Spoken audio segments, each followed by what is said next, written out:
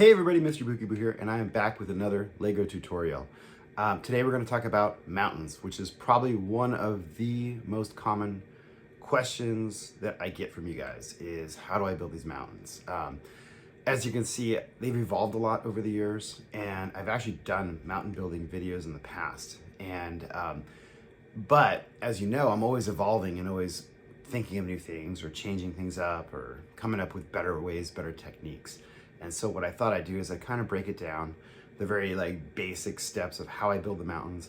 I'm gonna show you one of the work in progress mountains that I have, my latest mountain, which is probably the one I'm most proud of to date. And we'll also look at the other ones and I'll show you kind of the process, because you can actually, as you look at the mountains that you see behind me here, you'll actually see kind of the evolution of my design and philosophy and how I kind of figured out how to make these things. So the very first thing I want to show you is the foundation for all of my mountains. It is the burp, the big ugly rock piece. This is it.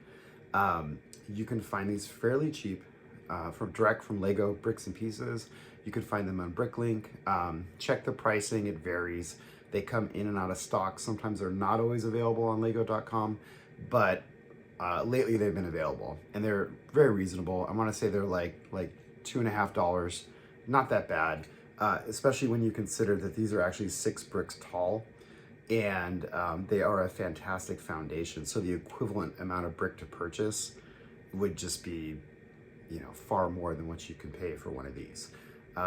It's solid, it's structurally sound. It's also 4 studs deep, so it gives you a really good foundation for building. And at its core, what I basically do with any of these mountains that you see is I just stack them, So there's variations to this, and I'm actually going to show you that. But at the core level, you're just going to stack them, and you just want to kind of slope them back, and you have the start of a fantastic mountain. Now, you're going to say, Mr. Bookyboo, look, this looks awful because it's the same. It's just a repetitive pattern over and over and over, right? You're right, it is. It's not the best. But if you're starting off, this is a great way to get started. My early mountains, this is basically all I did was just stack these up and off you go. There are ways to disguise that. You can offset when you build. So I'll start staggering them so it makes it more variation. And then also the other trick is you use lots of slopes and bricks in between all these, all these little ledges and stuff to kind of build it out and make it look unique and different. So I'm going to show you all that stuff. So let's take a closer look at the mountain I just finished, because that is going to show you structurally how the interior works as well as the exterior and a lot of these details that I just showed you. All right, so here we are. This is my latest mountain that I finished. It's the evolution of a lot of the earlier mountains that I've done, but this kind of encapsulates the latest and greatest of Mr. Bookyboo's mountain building techniques, if you will. The first thing you're going to notice is that there's actually a retaining wall at the bottom here. The retaining wall is really important because it saves on the amount of material, the mountain material that you need to actually build the mountain. So this retaining wall, and this is actually taller than my typical retaining walls that are like you see over here in my city. And the trick with this is it's just giving me height, and it's giving me a foundation to work on. So by doing a retaining wall first, you don't have to start the burps at the bottom. You actually can save, this is actually about 3 burps worth of material, plus all the associated texturing elements and things as well. Now, the walls aren't necessarily easy on parts to build, but it's a different color. So if you have a certain color or not, you can totally economize and save. And you don't have to get as intricate with these walls as well, because as you know, if you look actually up at the city, so when you get the high level view of my city over here, you can't even see the walls until you really kind of dig into it and start looking around and seeing and looking behind the city to see it. So this is a really good way to save on parts, to save on just texturing or elements, but it also will give you more height ultimately, because as you look at this and as we kind of zoom in here, so as I mentioned earlier, the burps, they stack on each other, but they kind of slope backwards. So this is all sloping back towards the point. Now, all these mountains that I have, they're all on 32 deep base plates. So as I spin this around, you're gonna see that right here. And you're gonna see, so if you started the burps at the bottom, you know, they're offset like 2 studs each time. So if you started at the bottom, the peak, if you want to stay flush with the 32 stud depth, it's not going to be as tall ultimately. And you can see it would be 3 burps lower. So your mountain's not going to be as tall, not as grand, not as epic. I'm going to show you the very first mountain I did where I actually built the burps down to the ground, and you'll kind of see what I'm talking about compared to some of these other ones in the height difference. The other thing you're going to notice is this platform and structure underneath here, which we're going to get into more detail in just a minute. But I also want to point out, so when I'm building it, you don't necessarily want to start, especially if you're building a mountain range. So this is just one mountain in a series of mountains. If you are building more than one of these, you don't necessarily want to have them all slope down to the bottom, whatever the base level is. This is actually flat so that another mountain will sit next to it, and it gives you a more continuous look of the mountains. So they don't look like they're just like separate disjointed mountains. This is gonna flow into another mountain, this flat part here. And then it also further disguises things. So if, for example, if I go back over here, you know, you can see like these mountains where they butt up against each other. These are individual different mountains, and you can kind of see how the window behind is hidden. And if you look at this one over here, you're gonna see that the slope is much lower, and you can actually see more of the window. So it's not as much of a good of a view block if you're blocking stuff behind you, or if you just want more visual interest with, you know, with the scenery. You want your modulars in the front, mountain scenery in the background, but then all of a sudden I have this gap right there, which is actually one of the reasons why I rebuilt that mountain. And I'm gonna replace it, is because the actual slope ends more like up here. So it's much more, it hides whatever's behind there, basically. So let's take a look at the structure behind this thing now. I'm gonna spin this around so you can get a closer look. All right, so this is kind of the magic behind the mountain. As you can see it, so this particular one is built on 3 base plates. You can do it on 2. 1, you're not gonna get quite as much height. So if you're going for something that's like epic and giant, I wouldn't go much smaller than 2. You can actually do like 2 halves if you want to manage it. I wouldn't go to 4 because then it's going to be tough to carry. This is what I found to kind of be the limit for what's manageable to actually pick up and carry is 3 base plates. Anything bigger, I would split it into halves. And actually that big mountain that I showed you earlier, that one's actually split into halves, but then that also creates some structural problems. Mostly because as you build, so here you can really see how the burps slope back. It's really simple. It's really ugly on the backside, but it's very efficient on parts, and it works really well for me. You can also see this side view, so you can kind of see how this gives you structure up in here.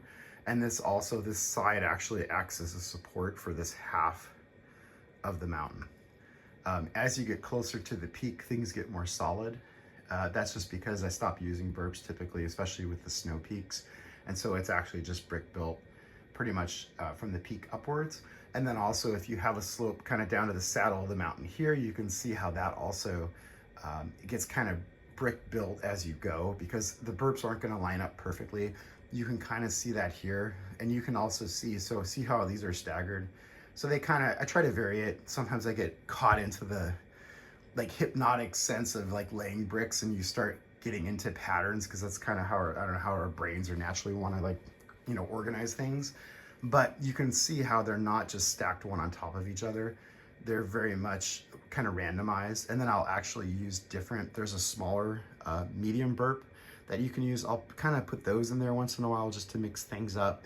And then of course, once you get to the ends here, because they're not always going to line up, so then these just become brick built ends to the mountain over here on this side as well.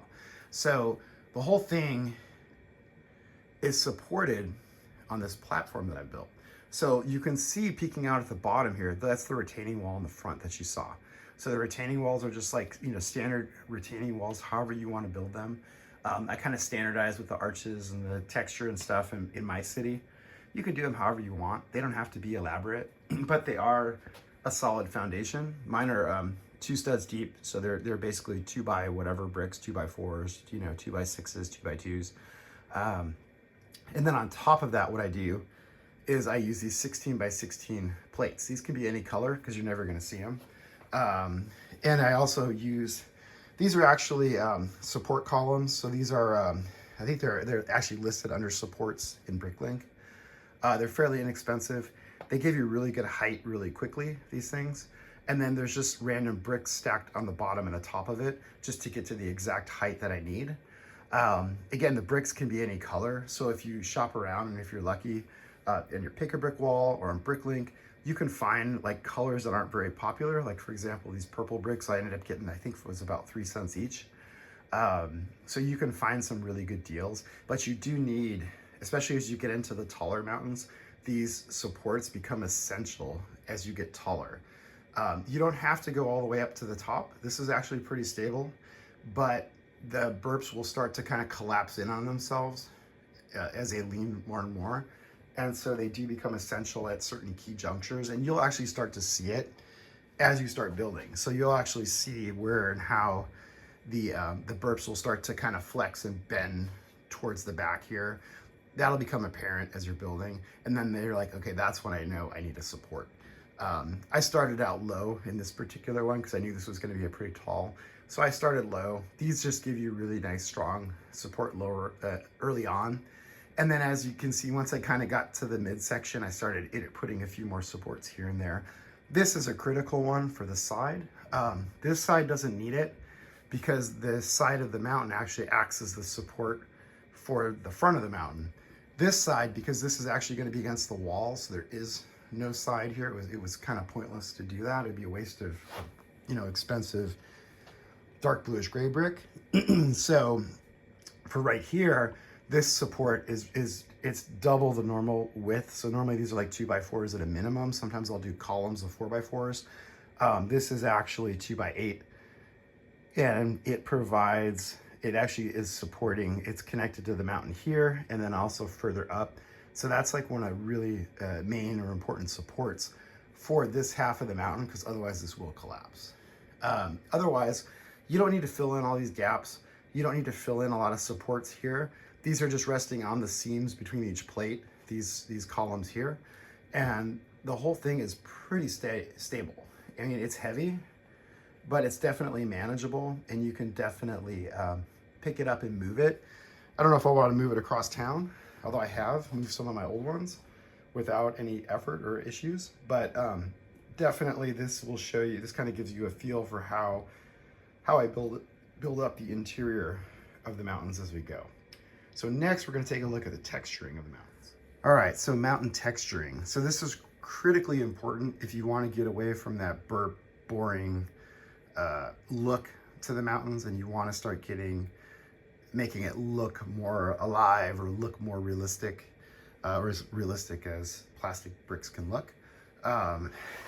So what I do here is I use lots and lots, and if we zoom in, you'll be able to see even better, of slopes, 1x1 bricks, 1x2s, 1x2 slopes, 2x3 slopes, you name it, it's in there. And it just is pretty random. Now you're also going to see the light bluish gray. So this is the first time I've done this, and this has actually been at the, a lot of people have recommended this to me over the years to say, hey, Mr. Bookyboo, you need to like make some different color in the mountain. So this was my first attempt at that. I'm actually pretty happy with how it turned out. So you see like the light bluish gray areas are just basically kind of showing like where rock slides happened, or the rock face was exposed to the elements, or just different things like that. I think that effect turned out pretty good. I'm pretty happy with it. And then of course, what mountain isn't complete without a little bit of snow? So as we go higher up here, you can actually see where I tried to incorporate just a little bit of snow. I didn't want my city to necessarily be covered in snow. And so instead the mountain gives you a little taste of that, just the very tip of the peak. Now the important thing with this is you want to kind of keep the mountain peaks consistent with the snow line for realism. So I actually have that problem right now where I'm gonna have to reevaluate a couple of my other mountains just to make sure that the snow lines are consistent. I'm probably gonna rebuild a few more mountains in the future using these new techniques that I've done with the light bluish gray coloration and the variations in that. But again, you can kind of see where it's just not a straight across white mountain snow top. I tried to blend it so that there's, a little bit of snow here, a little bit of dark bluish gray there. So this is not a straight line across. You want to kind of vary it if you can. And that just takes practice and just, it's just kind of doing what you feel like. It's fun to be random. It's fun to kind of mix things up. And then of course the trees. So the green really gives you a lot of extra color variation, gives you some visual interest. This one I kind of went crazy planting trees, and I'm probably gonna plant a few more if I can, because I really wanted like a forested, look to this mountain. And so these are the brown antenna pieces with the new plant style. So they don't actually have the stud on the bottom, but they do have a hole in the top of the plant. And so what you do is you just take, I can show you, you just take the antenna and then these plants, and you just invert them, and you just put 2, 3, 4, 5 of them on top of the plant, and you got a simple pine tree.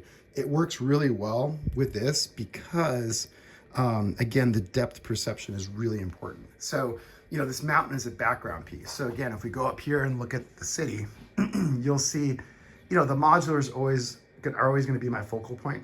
The mountains are just there so that you don't have an ugly wall behind there, and it adds, a visual element. It adds a landscape element that I really like. And you can see here the trees are gigantic, right? They're normal minifigure sized trees.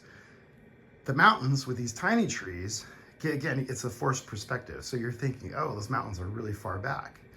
They are. Well, they aren't, but they are, because again, with the mini trees and then with the mountain, you kind of lose a sense of perception. And it kind of gives you a forced perspective. And so it looks like it's a lot farther away, or it's a lot bigger than it really is. So it works really well. The tree thing I really love, excuse me, that I've been using for a while on most of the mountains. But now let's go take a look at some of the older mountains, and you can kind of see the evolution that kind of got me to this point in mountain building. All right, so this right here is the very first mountain that I ever built. I don't have the heart to take it apart. I probably never will. I'm actually quite happy with how it turned out, especially considering it was my very first mountain. But you'll notice right away when you look at it, so the burps actually go all the way to the bottom. And in fact, I even left a 2-stud gutter at the bottom of the plate. And this is still a 32 by 32 base plate, so it's 32 studs deep. But you'll notice that little gutter at the bottom there. And that is actually, it was just, at the time, that's how I did it, It's the same thing with these mountains over here. You'll see the little green peeking out. So this were the second and third mountains that I built. This was the second one. That was the third one. And again, you'll notice there's a little bit of the base plate sticking out from the bottom. That's wasted space now. I've learned from that. There's no need to have that, especially since I have this aisleway between my mountains. What I was thinking originally is because I had these that literally used to butt up right against the modulars. And so I wanted just a little bit more space between them, but really you don't really need it, because again, you're not really seeing it. You're looking at the modulars are blocking the view of the low part of the mountain. So you never really get to see much of this, unless of course this one actually used to sit and it was visible because of the roadway. That's really the only reason you would need that. But again, you can see it's much shorter than the later mountains. As they pan across, you can see they get taller and taller and taller.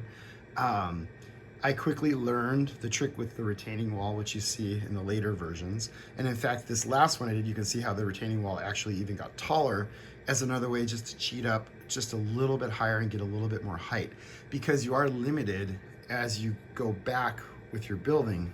As you go back, you can only go back so far before you hit the wall. And especially if you want to stay on the 32 by 32 base that you're working with, I don't recommend going further back than that, because again, stability becomes an issue. And if you need to, you can always build up a support, even at the very edge of the 32 base plate at the back. You can always put a support up there if you really need it. But again, you can just kind of see the evolution of how I've improved with the mountain building over the years. Yeah. So that's pretty much it in a nutshell. It's how I build mountains. It all starts from the humble burp, and it kind of goes from there. If you're looking to build mountains, this is a really good way to do it. I've seen other techniques that work really good as well. but they tend to be really brick heavy with lots of slopes. Sometimes people invert the slopes so that you're actually they're using more of like the wing slope elements, like the bigger slopes. And you can do some really fantastic texturing building with that. But again, the cost just starts to spiral as you go more detailed with more pieces and stuff. This you can use very efficiently. You don't need a lot of brick to make it look unique, you know, just a couple slopes and a few 1x1s or 1x2s, and you're good to go. And you can get a lot of different variation. You can make a lot of different ledges and things for plants and trees. It makes it really simple. So I hope you guys found that helpful. If you have any questions, please let me know in the comments. I'll be happy to answer any questions that you might have. And thanks for watching, and make sure you subscribe because I'm gonna try to do even more of these tutorials in the future. So take care, bye.